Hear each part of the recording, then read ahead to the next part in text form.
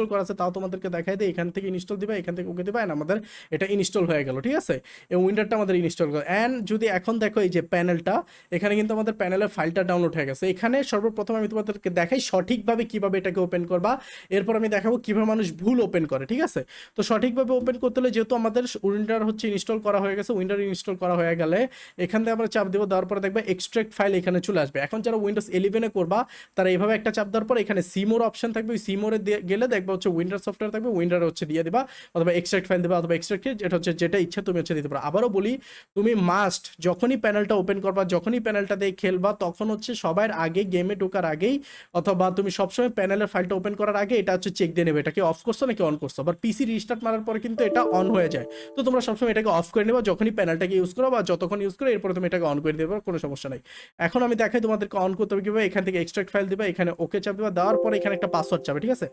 যারা যারা ভিডিওটা দেখতেছো এখানে পাসওয়ার্ডটা তোমরা সবসময় 1 দিবা, যে কোনো প্যানেলের যে কোনো ফাইলের যে কোনো কিছু এখানে পাসওয়ার্ড চাবে, জাস্ট এখানে